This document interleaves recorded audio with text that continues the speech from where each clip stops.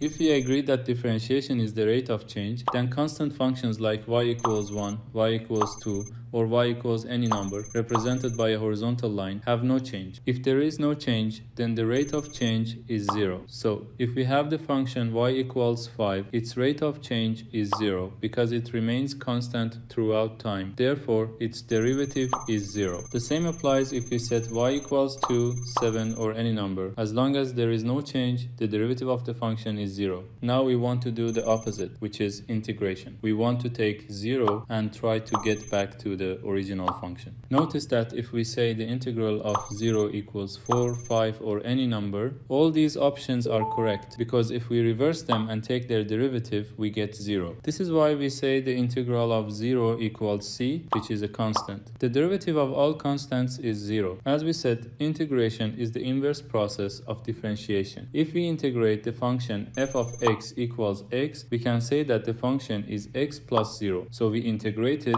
We integrate the first part, which is x squared divided by 2, and the integration of 0, which is plus c. This is the reason for the presence of the constant c in integration equations.